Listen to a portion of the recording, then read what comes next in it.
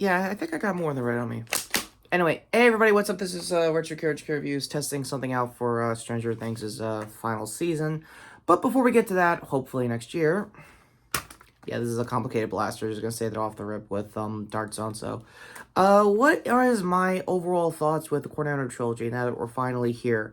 I'm sorry for teasing it for weeks, lots of shifting in schedules and stuff like that.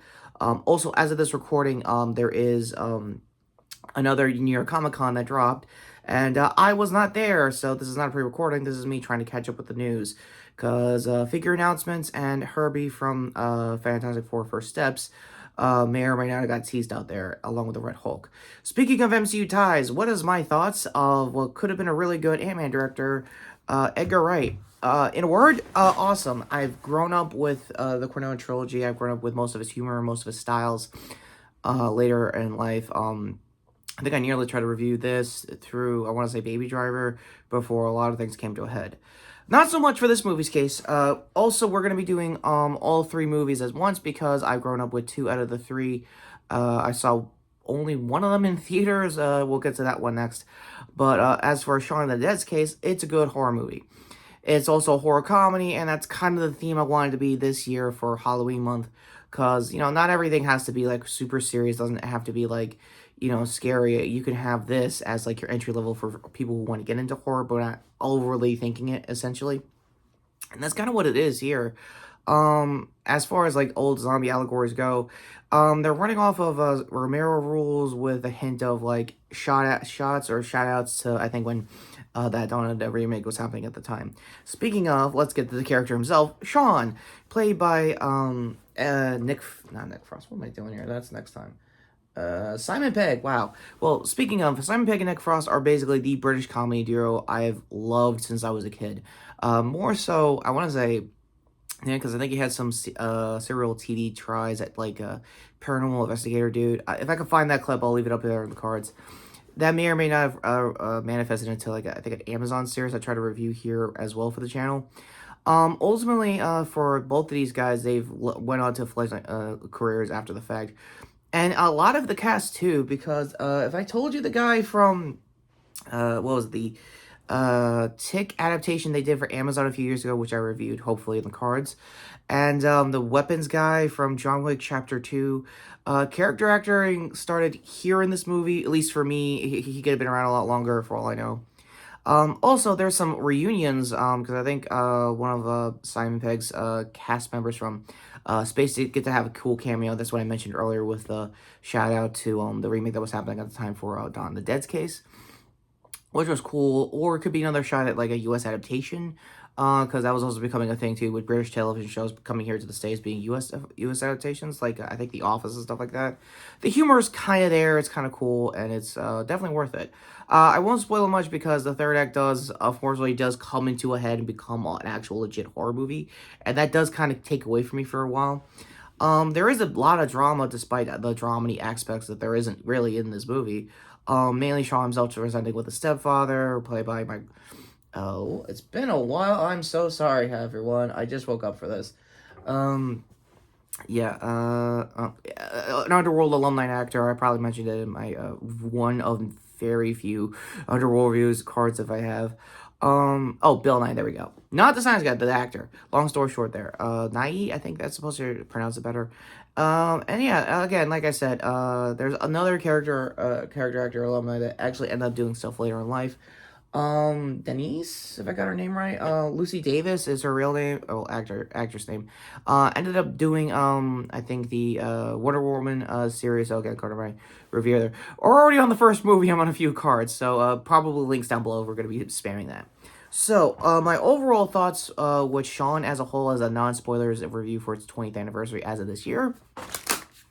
It's still worth it. It's still fun. If it's your first viewing, you're never gonna forget it. It's definitely worth it without a lot of baggage of the jokes. There's some wraparounds of some in-jokes that I haven't really got around to recreate. I wanted to do it with the figures, but given that Halloween is getting more and more closer this year than usual, I kind of need to space this out, aside from that.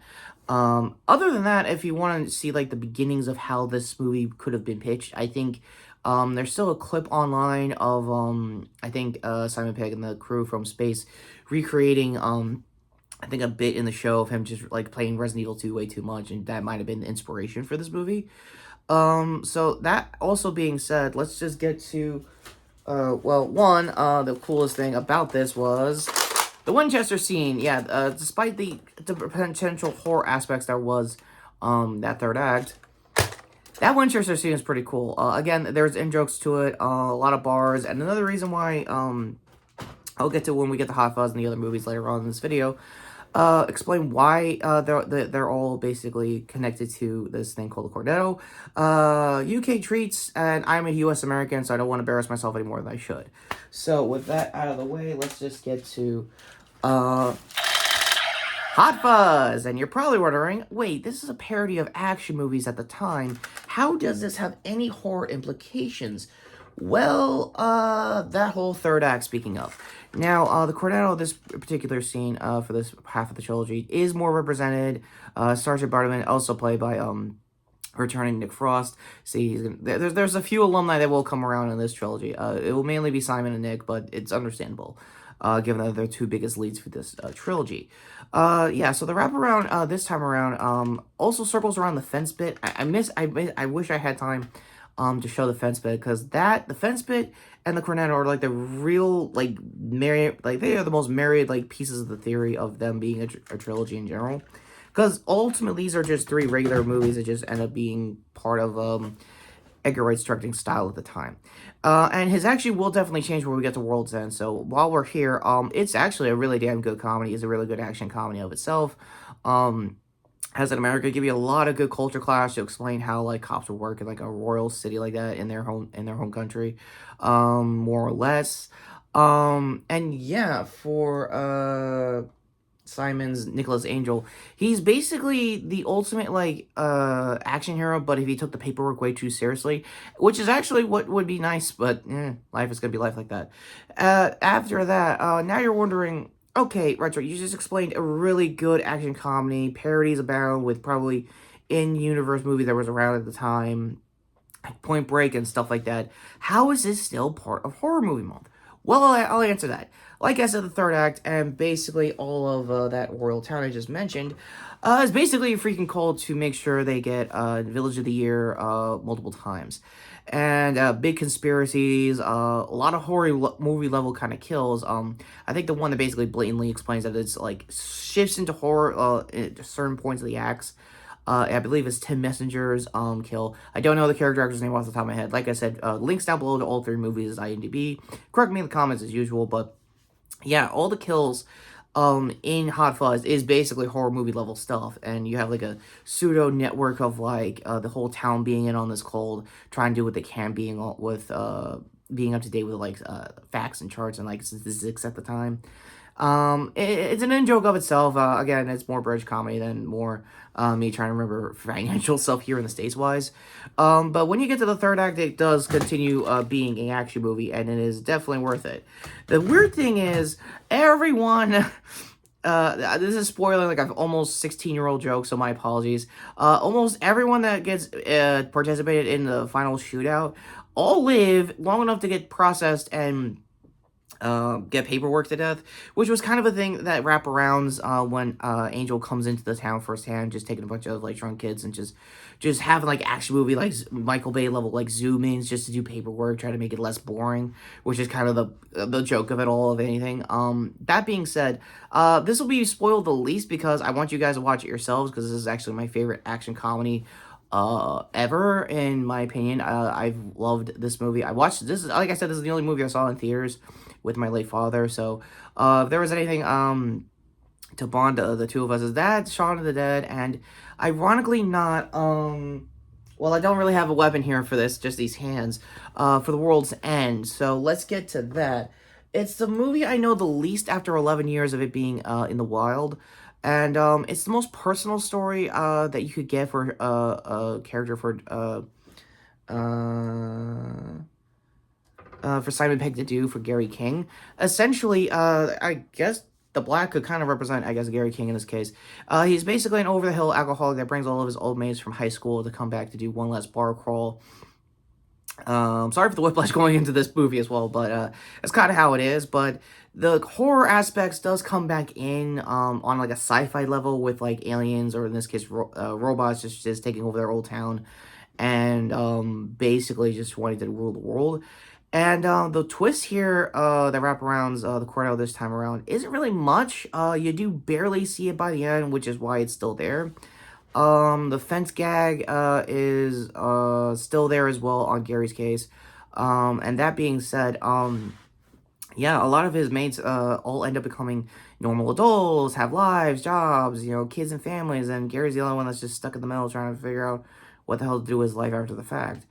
And he'd be the one that basically starts this movie, this universe's end of the world, because he kind of saw a lot of DH version of his mates and was like, you know, I could really have that. That'd be nice.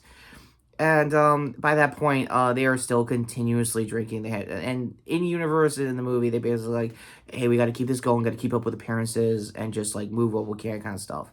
And yeah, speaking of one half of the Andes from, I think, Shaun of the Dead, not Shaun, the previous movie I just mentioned, Hot Fuzz, gets to be part of the mates in this crew. And I think another character actor that I might have mentioned in Hobbs and Shaw, go to my review if I mentioned him or not. Yeah, they all get to basically be on the back foot being in this kind of action-oriented sci-fi thriller for a while. Mainly because this particular movie takes place, well, when they were shooting this, it was immediately after Scott Pilgrim versus the World, the movie, not the Netflix series. Yes, I still need to get around to watching that Netflix series. I've heard nothing but good news since last year, so forgive me for that at the very least, guys. So, with me, basically spoiling a lot of these three movies, non-spoilerly or sporadically as I am here on my channel, is it worth putting it in your horror movie catalog? Not Hot Fuzz. I'll say that if you can sell the last act of that, yeah, maybe. But, as me personally, I like watching these around no matter what year or season it is.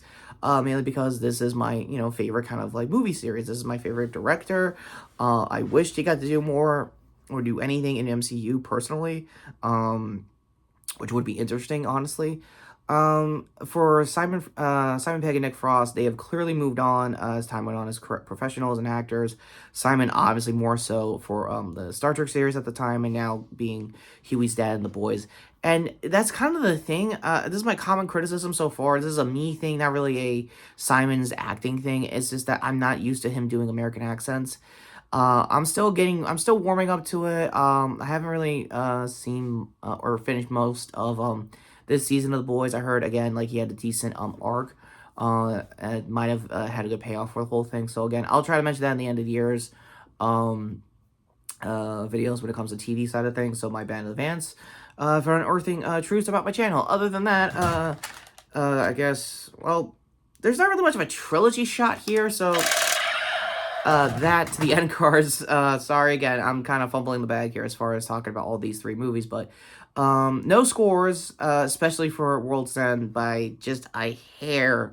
It misses being in the retro category, essentially. I know it's 11 years, it's been a long time, but I can still do a traditional review. At the time, I would probably give it high 8s. Don't know where I would be as a YouTuber if I just immediately reviewed Shaun Dead or Hot Fuzz in 07 or 04 in both movies' perspectives. I would give more love for both than I would be for World's End, essentially. So yeah, with that being said, end cards time to my previous card here talking about this week's campaign 3 stuff. Things have moved a little quicker in the proper campaign now that the Mighty Nine are with them. Spoilers abound. This will probably be out on Monday as of this recording. Shirt here, and I wish I had red on me just to be a Shaun of the Dead reference. To sub the channel, hit the notification bell down below. Previous video here as well. And until next time, this is Retrokid Reviews saying, okay, when does my, like, bar gonna have a Winchester? Like, seriously, I live in America. Like, one of them has to have it, right? Right?